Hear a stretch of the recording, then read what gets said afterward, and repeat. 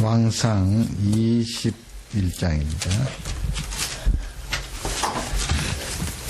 왕상 21장 다 펴시고요.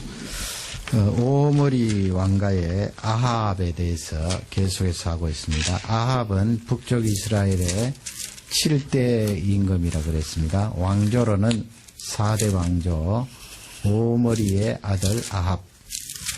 이 아합은 아내 이세벨이 시돈 땅에서 우상을 가져와서 온 나라에 우상을 퍼뜨리고 또 자기도 신앙의 주체성을 잃고 백성들과 함께 우상을 섬기는 나라로 전락을 시켰습니다.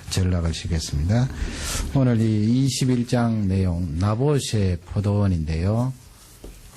세 가지로 그렇게 살펴보기를 원합니다. 첫 번째는 우리가 하나님께서 주신 우리의 조건들이 있지 않습니까? 하나님께서 주신 상태 조건들, 그것을 가지고 늘 만족하면서 감사하면서 살아야 됩니다. 하나님이 주신 그것만 해도 우리가 개발하고 열심히 노력하면 얼마나 큰 일을 이룰 수 있는지 잘 알 수가 있는데요. 그러나 우리 사람들은 욕심이 한도 끝도 없습니다. 그것을 첫 번째로 살펴보기를 원합니다. 아합은 왕이지요. 왕이면 가지고 있을 것은 다 가지고 있지 않겠어요? 물론 뭐 조그만한 나라 왕이기 때문에 큰 제국의 황제에 비해서는 부족함이 있겠습니다만 그래도 한 부족이든 한 조그만한 나라든 왕이라고 하면은 백성들보다는 훨씬 많은 것을 누리고 살아갈 텐데 이 아합이 욕심이 끝도 없다는 것입니다. 그 내용이 1절, 2절, 3절 쭉 나오는데 우선 2절, 21장 2절을 다 같이 읽도록 하겠습니다. 아합이 나봇에게 일러 가로되 내 포도원이 내 군 곁에 가까이 있으니 내게 주어 나물밭을 담게 하라. 내가 그 대신에 그보다 더 아름다운 포도원을 내게 줄 것이요 만일 합의하면 그 값을 돈으로 내게 주리라. 아멘. 아합이 나봇이란 사람이 자기 궁궐과 가까이 그렇게 포도원이 있으나 뭡니다. 그 포도원이 탐이 났겠지요. 그 왕이 가지고 있는 그런 땅도 많을 것이고 또 왕궁에는 금은보화도 있을 것이고 자기가 마음만 먹으면 많은 것을 누릴 수가 있을 텐데 이미 주어진 것이 많잖아요. 그럼에도 불구하고 이 아방이 가까이에 있는 나봇의 그 포도원이 탐이 났나 봅니다. 아마 수확도 많고 포도가 잘 열렸겠지요. 그래서 자기 자신의 그 나물밭을 삼게 하라 그랬지요. 우리 번역에는 나물밭으로 되어 있는데요. 사실은 가든입니다. 가든. 뭐 왕이 채소밭 갈아서 뭘 하겠어요. 그 포도 나무가 많이 있는 그곳을 가든으로 꾸며서 아마 자기 왕궁 별장으로 그렇게 사용을 하려고 했던 것입니다. 자기가 가지고 있는 땅도 많고 왕궁도 있는데 왜 나봇의 포도원을 탐을 냅니까? 자기가 가진 것만 잘 개발해도 많은 것을 누릴 수가 있을 텐데 이 아합 임금님의 욕심이 끝도 없습니다. 그 조건을 내어겁니다. 값을 치르겠다 그렇게 이야기를 하는데 뭐 이 정도 되면 왕으로서 또 백성들에게 땅을 그냥 빼앗는 것도 아니고 돈을 치르고 사겠다고 하는데 뭐가 잘못되느냐. 그렇지 않죠. 이스라엘 백성들은 하나님의 백성으로서 자기 땅을 자기 마음대로 못하는 거예요. 그러기에 안식년이나 희년 50년 되면 그 땅을 자기가 샀더라도 원래 주인에게 돌려주도록 그렇게 했는데요. 왕이지만은 하나님의 백성들이 그 땅을 돈 주고 사거나 마음대로 할 수가 없는 것입니다. 3절에 아니나 다를까 이 나봇이 뭐라고 지금 이야기를 합니까? 3절을 다 같이 읽겠습니다. 나봇이 아합에게 말하되 내 열조의 유업을 왕에게 주기를 여호와께서 금하실지로다 하니 아마 그렇게 우상을 많이 섬겨도 이 나봇 같은 신앙인이 있었나 봅니다. 또 땅과 연관된 그런 문제니까 우상을 섬겼더라도 여호와 하나님의 그 말씀을 거론하고 하나님께서 우리 조상에게 준 그 땅을 남에게 줄 수 없다. 딱 잘라서 말하죠. 물론 당신이 왕이지만은 왕일지라도 여호와 하나님께서 우리 조상들에게 준 그 땅을 양도할 수 없다. 그렇게 이야기를 합니다. 하나님께서 이스라엘 백성들에게 땅을 분배해서 기업을 다 줬잖아요. 각기 자기 땅이 있습니다. 그 땅을 달라고 하니까 하나님을 말씀하면서 이 나봇이 거절을 했습니다. 거절하니까 4절을 보세요. 4절을 다 같이 읽겠습니다.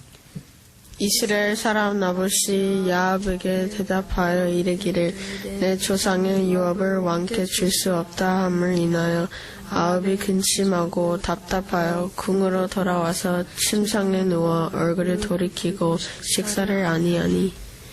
깁니다. 이 왕이 지금 4절 말씀해 보면 할 짓입니까? 그 땅을 돈 주고 팔아라 그랬다가 주인이 팔지 않겠다. 하나님 말씀대로 이 땅을 지키겠다 하니까 왕이 답답하고 근심이 가득했습니다. 잠이 오지 않습니다. 거기다가 음식도 먹지 않습니다. 자기의 영적인 상태를 위해서 금식하는 것이 아니고 그 땅을 어떻게 하면 차지할고 돌아누워서 얼굴을 돌이키지 않는 이 왕을 볼 수가 있습니다. 그러니 여러분, 한 사람이 욕심이 들어오면 이렇게 끝까지 나가는 거예요. 상대 주인이 팔지 않겠다 그러면 하나님 말씀대로 네가 땅을 지키려고 하는구나. 그러면 그냥 두어라 하면 되는데 끝까지 가잖아요. 금식을 하고 잠을 자지 않고 그렇게 옆에 사람들에게 자기 자신의 그 상태를 알리는 것입니다. 욕심이 끝도 없죠. 그래서 우리 십계명 가운데 하나가 이웃의 것을 탐내지 마라 그랬습니다. 그 말씀이 무슨 말씀이에요? 하나님께서 개개인에게 주신 것이 다 있지요. 완벽하게 주시진 않았습니다. 그러나 자세히 살펴보면 나에게 주신 강점들이 많아요. 다 마찬가지예요. 대개 사람들은 자기 자신이 가지고 있는 약한 부분을 자꾸 집중해서 보기 때문에 강한 부분을 덮어버리고 마는데 하나님께서 우리에게 개개인에게 다 강점을 주셨다고요. 그 강점은 덮어두고 약한 부분만 자꾸 집중하기 때문에 남의 것을 탐내고 남의 것이 좋아 보이거든요. 그래서 그것을 빼앗으려고 그러지 않습니까? 저번에 사무엘하 11장에도 보면 다윗이 아내들이 많았어요. 광야 생활부터 아내를 여럿이 두고 그렇게 여러 명의 아내들이 있었지만은 왜 그 바세바 장수의 아내를 탐내어서 그와 함께 죄를 짓습니까? 하나님께서 그것을 굉장히 못마땅해 하시거든요. 다윗 너에게 아내들을 주었는데 그 아내들을 만족하고 감사하면 될 텐데 왜 남의 아내를 넘다보고 빼앗느냐? 하나님께서 굉장히 싫어하셔요. 우리가 그런 범죄는 하지 않을지라도 나 자신을 가만히 살펴보시기 바랍니다. 하나님께서 주신 좋은 조건들이 많아요. 그것을 두고 감사하면서 하나님이 나에게 주신 이 좋은 점들을 어떻게 하면 열심히 기도하고 하나님의 말씀에 비추어서 잘 개발하고 하나님 앞에 쓰임을 받을 수 있을까요? 그렇게 나가는 것이 참 하나님 앞에 정직한 거예요. 그러지 않고 나의 약한 부분을 보고 저 사람은 저렇게 강한 부분을 가지고 있는데 자꾸 그것을 탐내고 나는 왜 그럴까 하면 하나님께서 그거 싫어하세요. 너에게도 강점을 주고 다른 사람에게 없는 좋은 점을 주었는데 왜 자꾸 남의 것을 탐내고 남의 것만 좋다고 하느냐. 아합이 그 꼴이에요. 자기가 뭐 돈이 없습니까? 궁궐을 별궁을 지으려고 하면 얼마든지 또 좋은 곳을 찾아서 지을 수가 있지만은 이 나봇의 포도원이 탐이 나서 끝까지 지금 밥도 먹지 않고 돌아 누워서 있는 것입니다. 오늘 이 첫 번째 대지의 말씀을 통하여서 하나님 나에게 주신 이 고유한 강점과 좋은 점을 하나님 앞에 잘 쓰임받도록 감사하고 만족해야 하는 제가 되게 해주세요. 그렇게 기도하는 저녁이 되시기를 바랍니다. 두 번째 살펴볼 것은 내 옆에 누가 있는가? 그게 대단히 중요하다는 것입니다. 내 옆에 같이 있는 사람, 그것이 그 대상이 부부가 되었든 자녀가 되었든 부모가 되었든 아니면 가까운 사람이 되었든 아니면 친구가 되었든 내 옆에 같이 살아가고 가까이 지내는 사람이 누구이냐, 그것이 그토록 중요하다는 것입니다. 왜 중요합니까? 영향을 받기 때문에 그렇지요. 대개는 내가 상대방에게 영향을 미쳐서 좋은 쪽으로 인도할 것이라고 생각하지만은 우리 사람은 그렇지 않아요. 누구든 다 죄성이 있기 때문에 오염되기가 쉽거든요. 오염이 되어서 그쪽으로 끌려가요. 그런 경우가 많은데 지금 21장은 그것을 우리에게 잘 알려주고 있습니다. 다 읽을 수는 없고 13절 말씀을 읽도록 하겠습니다.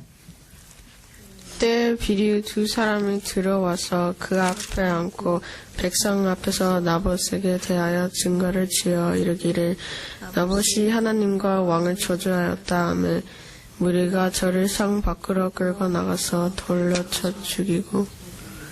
앞쪽에 나와 있는 내용을 읽지 않았기 때문에 이렇게 급박하게 돌아가느냐. 거기 비류들은 누군가 하면 두 사람이죠. 깡패들입니다. 깡패. 끌렁끌렁한 깡패. 두 사람, 이 깡패들이 정인으로 나섰잖아요. 그 율법에 나와 있는 말씀대로 다른 사람을 재판할 때 정인으로 채택을 하는 경우는 두 사람 이상이 되어야 그것이 법적으로 증명이 되는 것입니다. 증거 자료로 재판을 하는데 삼는다는 거지요. 아합 임금님이 음식도 먹지 않고 돌아 누워서 그렇게 잠도 자지 않고 있으니까 아내 이세벨이 가까이서 그 이유를 물었잖아요. 물었더니 왕이 저 나봇에게 포도원을 팔라고 했는데 팔지 않겠다고 하더라. 그러니까 이 이세벨이 왕이요, 왕이 이 나라를 다스리는 분입니까? 그렇게 물었잖아요. 그게 무슨 말이에요? 당신은 이 나라의 왕이고 온 북쪽 이스라엘을 통치하는 최고 높은 사람인데 가지고 있는 힘을 사용하십시오. 그 힘 놔뒀다가 뭐 하려고 합니까? 그런 뉘앙스예요. 그래서 왕에게 이제부터는 편안히 쉬시고 음식도 드십시오 말을 하면서 이 이세벨이 책략을 쓰잖아요. 악한 생각입니다. 악한 음모입니다. 편지를 써서 나봇이 사는 그 성읍에 보냅니다. 거기에 뭐 장로들 또 높은 사람들 그 성읍 안에도 있을 거 아니에요. 그 왕후가 편지를 써서 보냈는데 편지의 내용은 이 나봇이라는 자가 하나님과 왕을 저주했다. 하나님과 왕을 저주했다고 하면 이스라엘 백성들은 돌을 들어서 치게 되어 있습니다. 그리고 두 정인으로 깡패 두 사람을 세우는 것입니다. 13절 말씀은 그 편지대로 이 장로들과 귀족들이 그 나봇을 잡아다가 재판을 하는 행위예요. 그 재판의 두 정인은 바로 깡패고 깡패가 정인으로 나섰습니다. 왕과 하나님을 저주했다 하니까 백성들이 나봇을 끌어내어서 돌로 쳤는데 다른 성경에 보면은 나봇만 죽은 거 아니에요. 그 아들들도 다 죽었어요. 얼마나 잔인합니까? 아들들이 살아있었으면 아버지가 그 땅 때문에 죽었는데 그 아들들이 땅을 내놓겠어요. 그러니까 이 성읍 사람들이 왕후의 말을 듣고 아버지도 돌로 치고 그 아들들도 돌로 쳐서 가문의 씨가 끊어졌다고요. 얼마나 악해요. 아합이 이렇게 결국은 아합의 도장으로 옥쉐라 그러잖아요. 임금님의 도장으로 그 편지가 갔기 때문에 쓰기는 이세벨이지만은 아합이 그렇게 한 것과 똑같다고요. 왜 아합이 이렇게 했습니까? 바로 옆에 있는 그 왕후 이세벨 때문에 그렇습니다. 이세벨이 왕에게 이야기했지요. 당신이 이 나라의 왕입니까? 자기가 살던 그 시돈 땅에 아버지가 왕이잖아요. 시돈 땅의 왕, 하나님을 믿지 않는 그 왕들은 자기 원하고 생각하고 하고 싶은 그대로 힘을 가지고 사용해서 백성들 목숨을 빼앗고 자기 마음대로 한다는 거예요. 그러니 당신은 이 나라의 왕인데 왜 그 힘을 사용하지 않습니까? 그렇게 해서 편지를 쓴 거예요. 그러니 이 아합이 어떻게 보면 앞쪽에 보면 그래도 이방나라 왕보다는 낫잖아요. 왜냐하면 나봇을 불러서 내가 이 포도원을 좋아한다. 네가 나에게 팔아라. 대가를 치르겠다. 돈을 주겠다. 여러분 이 세상의 왕들이 그 정도 이야기하는 왕들이 어디 있습니까? 아합이 그래도 하나님 나라 옛날 하나님께서 은혜를 베풀어서 선택해 주신 그 하나님 백성들의 왕으로서 조금의 양심은 남아 있었던 거예요. 그러나 옆에 있던 그 왕후 이세벨 때문에 완전히 깜깜하게 된 것입니다. 악하게 된 거예요. 그러니 네 옆에 누가 있는가 대단히 중요합니다. 그러기에 우리의 기도 제목 가운데 하나님 아버지, 자녀들을 위해서도 기도해야 되죠. 하나님 아버지, 내 자녀가 선한 영향을 미칠 수 있도록 은혜를 다해 주십시오. 저 이세벨처럼 다른 사람을 만났을 때 악한 영향을 미친 존재가 아니고 선한 영향을 미쳐서 선하게 그 일들을 감당할 수 있도록 은혜를 주십시오. 그리고 내 자녀 옆에 있는 가까운 사람들이 영적으로 무장되고 하나님 앞에 바로 선 그런 사람들 만날 수 있도록 은혜를 주시고 기회를 주십시오. 그렇게 기도하는 것이 대단히 중요합니다. 지금 아합 임금님이 그 이세벨을 만나서 완전히 사람이 바뀌었어요. 하나님의 백성이던 그 나라에 이 이세벨 하나 때문에 온 나라가 우상으로 변하고 하나님 앞에 재앙을 받는 그런 나라로 바뀌었던 것입니다. 이 기도 제목이 우리에게 중요함을 알려주고 있습니다. 마지막 세 번째로 살펴볼 것은 우리 하나님께서 아무리 약한 자라도 회개하는 자에게는 약하시다 하는 거예요. 약하단 말씀은 용서해 주신다는 말씀이죠. 그 회개가 진실되고 참되고 그 회개를 통하여 그 삶을 완전히 돌이키면 하나님께서 아무리 약한 자라도 받아주시고 용서해 주신다 하는 것을 우리에게 알려주고 있습니다. 물론 아합이 100% 하나님 앞에 회개한 것은 아니에요. 그럼에도 불구하고 그 당시에 하나님의 말씀을 듣고 뉘우치고 회개하는 그를 불쌍히 여기셨어요. 그러니 우리 하나님이 얼마나 좋으신 분이에요. 그 악한 아합 왕도 일순간이지만은 하나님 앞에 회개할 때 받아주시고 그에게 긍휼을 베풀어 주신 것을 볼 수가 있습니다. 하나님께서 이것을 모르실 리가 없죠. 그 하나님 말씀대로 하나님께서 주신 기업을 지키겠다고 말한 나봇을 그 아들까지 다 생명을 끊었으니 우리 하나님께서 가만히 있을 리가 없습니다. 다 보고 계시는데 아합을 향하여서 내가 피를 흘렸느냐 죽였느냐 그렇게 아합을 향해서 말씀하시면서 디셉 사람 엘리야를 아합에게 다시 보냅니다. 갈멜산 이후의 일이잖아요. 이 엘리야가 아합에게 가서 아합 가문이 철저히 멸망당하는 것을 심판을 경고합니다. 나중에 그 예언대로 그대로 됐지요. 엘리야 선지자의 그 무시무시한 하나님의 말씀 대언을 듣고 이 아합 임금님이 회개를 합니다. 그 내용이 27절에 나와 있어요. 27절을 다 같이 읽도록 하겠습니다. 아합이 이 모든 말씀을 들을 때 그 옷을 찢고 굵은 배로 몸을 동이고 금식하고 굵은 배에 누우며 행보다 천천히 한지라. 옷을 찢었지요. 엘리야 선지자의 말씀을 듣고 옷을 찢고 그 다음에 굵은 배로 자기 몸을 칭칭 감고 그 다음에 벼옷을 깔고 거기에 눕고 금식을 하고 걸음도 천천히 걸었어요. 회개를 한 거예요. 워낙 옆에 있던 그 이세벨이 지독하게 악한 사람이기 때문에 그 영향을 많이 받았습니다만은 조금의 신앙의 양심은 살아 있었어요. 하나님의 그 무서운 말씀을, 징계의 말씀을 듣고 이렇게 금식하면서 회개를 합니다. 이것이 일시적이에요.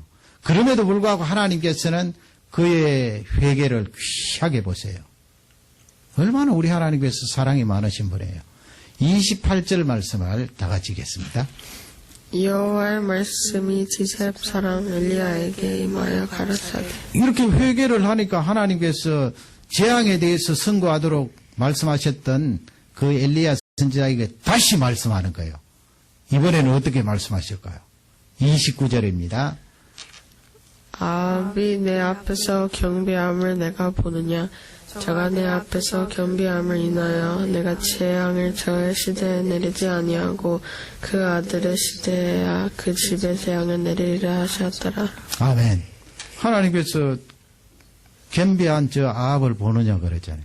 거기 겸비하다는 말씀은 새가 하늘을 쫙 나를 때 날개의 힘이 얼마나 세요.